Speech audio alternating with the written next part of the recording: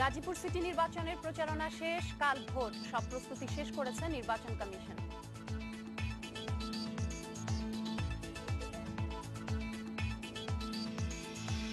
ম্যাজিস্ট্রেটদের হয়রানির অভিযোগে সারা দেশে সিএনজি স্টেশনে অনির্দিষ্টকালের ধর্মঘট চলছে।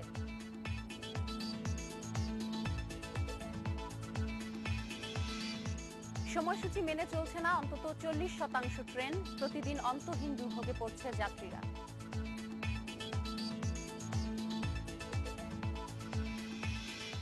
অনির্দিষ্টকালের জন্য ধর্মঘট শুরু করেছে সারা দেশের সিএনজি স্টেশন মালিকরা। এর ফলে ভোর 6টা থেকে রাজধানী সহ সারা দেশে সিএনজি স্টেশন থেকে গ্যাস সরবরাহ বন্ধ রয়েছে।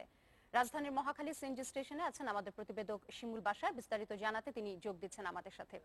শিমুল, ঢাকার সিএনজি স্টেশনগুলোর অবস্থা কি? গ্যাস সরবরাহ কি বন্ধ রয়েছে? শায়লা, আপনি এর আগে এরই মধ্যে বলেছেন যে আজকে সকাল 6টা থেকে কিন্তু সিএনজি যেসব পাম্প রয়েছে সেসব পাম্পে সিএনজি বিতরণ বন্ধ রয়েছে এবং এই ঘটনাটি শুরু হয় কিন্তু আজকে সকাল নয় কিংবা কালকে রাতের ঘটনা নয়। এটি মে মাসের 22 তারিখ থেকে শুরু হয়। এটি মুগদার শান্ত সিএনজি রিফুয়েলিং স্টেশনে প্রথম একজন ম্যাজিস্ট্রেট সেখানে গিয়ে তাদের সংযোগ বিচ্ছিন্ন করে দেয় এবং তাদের মিটারটি নিয়ে যেয়ে তার নিজের হেফাজতে প্রায় 1 মাস পর্যন্ত সময় তার কাছে রাখেন এবং এরপর থেকে ঘটনাটা কিন্তু বাড়তে থাকে এবং সর্বশেষ 26শে জুনে একটি সভা হয়েছিল পেট্রো বাংলায় সিএনজি ওনার্স অ্যাসোসিয়েশনের যারা মালিক রয়েছেন তাদের সঙ্গে এবং যারা গ্যাস বিতরণ কোম্পানি রয়েছেন তাদের সঙ্গে একটি যৌথ সভা হয়েছিল এবং সেই সভায় একটি সিদ্ধান্ত হয়েছিল যে বিএসটিআইয়ের সমন্বয়ে যেসব গ্যাস রয়েছে এবং সেসব গ্যাসের যে পাম্প রয়েছে সেসব পাম্পের ডেন্সিটি ফ্যাক্টর নির্ধারণের একটি কমিটি করার কথা ছিল এবং সেই কমিটি যতদিন পর্যন্ত তাদের কার্যক্রম শেষ না করবেন ততদিন পর্যন্ত পেট্রো বাংলার চেয়ারম্যান সিএনজির ওনার্স অ্যাসোসিয়েশনের মালিকদের বলেছিলেন ততদিন পর্যন্ত ম্যাজিস্ট্রেটরা কোনো ধরনের হয়রানি করবেন না এবং তারই ধারাবাহিকতায় কিন্তু চলছিল। কিন্তু সমস্যা হয়ে গেছে যে গতকাল সিলেটে 11টার দিকে কিন্তু একটি পাম্পে আবার হয়রানি করা হয় এবং সেখানে 5 বছরের হিসাব চাওয়া হয় গ্যাস বিতরণে এবং তারপর থেকেই ঘটনাটি বাড়তে থাকে এবং গতকাল রাতেই সারা দেশের যারা সিএনজি ওনার্স অ্যাসোসিয়েশনের মালিক রয়েছেন এবং ওনার্স অ্যাসোসিয়েশনের যারা সভাপতি তারা সিলেটের সঙ্গে সারা দেশের গ্যাস পাম্প এবং পেট্রোল পাম্পে কিন্তু অনির্দিষ্টকালের জন্য ধর্মঘট ডেকে বসেন এবং তারই ধারাবাহিকতায় দেখছেন যে আজকে যদি আমি আমার পেছনটা দেখাই, এটি মহাখালীর একটি স্টেশন এবং মহাখালীতে এরকম প্রায় 5 থেকে 10টি সিএনজি রিফুয়েলিং স্টেশন রয়েছেন এবং প্রত্যেকটি স্টেশনেই কিন্তু সিএনজি দেওয়া হচ্ছে না, কোথাও সিএনজি দেওয়া হচ্ছে না, শুধুমাত্র ডিজেল এবং অকটেন দেওয়া হচ্ছে এবং এরই মধ্যে যারা সিএনজি আজকে অটোরিকশা নিয়ে বের হয়েছিলেন সেসব অটোরিকশার চালকরা কিন্তু চরম ভোগান্তিতে পড়েছেন এবং তারা অনেকটা বিপদেই পড়েছেন। তারা বারবার বিভিন্ন সিএনজি স্টেশনে যাচ্ছেন কিন্তু সিএনজি পাচ্ছেন না, অনেকে জানতেন না যে আজকে ধর্মঘট শুরু হয়ে গেছে। এছাড়া আমরা বিভিন্ন বাস স্টেশনে ঘুরেছি, সেখানে দেখেছি যে যাত্রীরাও কিন্তু এক ধরনের বিপদে পড়েছেন। যদিও আপনি জানেন যে আজকে কিন্তু শুক্রবার এবং শুক্রবারে কিন্তু যানবাহনের চাপ রাজধানীতে খুব বেশি থাকে না, অফিসগামী মানুষ থাকে না, তারপরেও যারা বিভিন্ন জায়গায় জরুরি প্রয়োজনে বের হচ্ছিলেন তারা কিন্তু কিছুটা বিপদেই পড়েছেন বলে আমি লক্ষ্য করেছি। শায়লা, রাজধানীর মহাখালী থেকে সিএনজি স্টেশনে ধর্মঘট প্রসঙ্গে জানাচ্ছিলেন আমাদের প্রতিবেদক শিমুল বাশার। ট্রেনের সময়সূচি নিয়ে দুর্ভোগ কাটছেই না যাত্রীদের। রেল কর্তৃপক্ষের হিসেবে গড়ে 40% ট্রেনের সময়সূচি ঠিক থাকছে না, অথচ 5 বছর আগেই প্রতিদিন সময় মেনে চলেছে প্রায় 76% ট্রেন। এখন অবস্থার অবনতির জন্য নানান সীমাবদ্ধতাকে দায়ী করছে কর্তৃপক্ষ।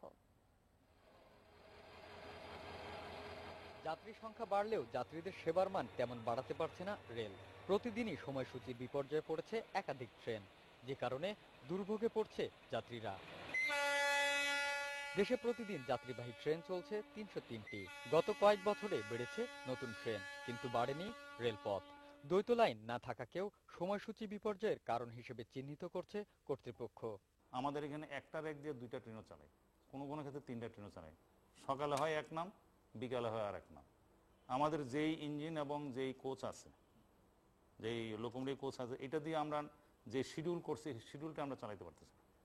তারপরে যদি এর মধ্যে ত্রুটি হয় তাহলে আমরা পাঞ্চুয়ালিটি কেমনে রাখবো? সময়সূচি বিপর্যয়ের কারণে সমস্যায় পড়লেও নিরাপদ ভ্রমণের জন্য এখনো ট্রেনের উপর নির্ভর করছেন অনেক যাত্রী। বাসের চাইতে আমার কাছে সেফ মনে হয়, এজন্যই ট্রেনে যাই আর কি। কখনোই জাস্ট টাইম আসে না, মানে অ্যাটলিস্ট যদি লেট না হয় তাও আপনার 5-10 মিনিট লেট হবেই। আর লেট জেনারেশন আধা ঘন্টা 1 ঘন্টা নর্মালি লেট হয়। 2008 সালে গড়ে 75.8% ট্রেন সময় মেনে চলেছে। পরের বছর তা নেমে দাঁড়ায় 73.9%। আর 2011 সালে চলাচলের সময় ঠিক ছিল 59.8% ট্রেনের। সময়সূচি ঠিক রাখতে হলে রেলের বর্তমান অবকাঠামো ও ইঞ্জিনের উন্নয়ন ঘটানোর ওপর জোর দিলেন মহাপরিচালক। 25% লোকোমোটিভের ইকোনমিক লাইফ 20 বছর পার হয়ে গেছে অনেক আগে। আর 75% যে সমস্ত লোকোমোটিভ আমরা চালাচ্ছি এগুলা প্রথমে ট্রাবল দেখা দিতে পারে। ট্রেনের সময় ঠিক রাখতে বেশ কিছু পদক্ষেপ নেওয়া হয়েছে বলে দাবি করেন মহাপরিচালক। Ariful Islam, independent news, Dhaka. শহর থেকে চুরি করা হয় মোটরসাইকেল, এরপর কারখানায় নিয়ে রং, নাম্বার এমনকি কাগজপত্র বদলে দিয়ে পাঠিয়ে দেওয়া হয় দূর গ্রামীণ জনপদ কিংবা দ্বীপাঞ্চলে। কম দামে সেখানে বিক্রি হয় এসব মোটরযান। চট্টগ্রাম পুলিশ আবিষ্কার করেছে এমনই একটি কারখানা। আটক হয়েছে সংঘবদ্ধ দলটির এক নেতা সহ 2 জন।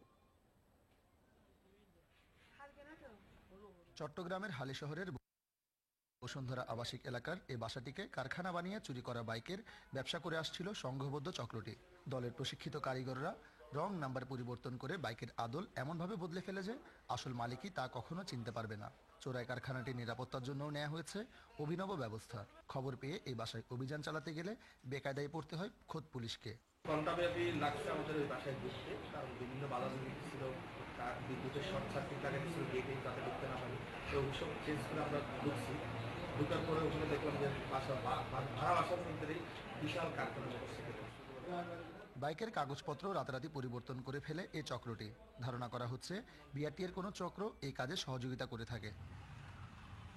বাড়তি ভাড়া আর রাস্তাঘাটে যানজটের কারণে তরুণদের কাছে বাইক জনপ্রিয় হলেও চুরির কারণে শঙ্কিত তারা। বাইক রাখি, হ্যাঁ, লক করলে গাড়িটা নিয়ে যায়, ঠিক আছে, এটা আমরা কোনো সিকিউরিটি পাচ্ছি না। পার্কিং করতে গেলে একটু যে চিন্তা হয় যে আসলে বাইকটা রেখে যাচ্ছি, যদিও 2টা লক করছি তারপরেও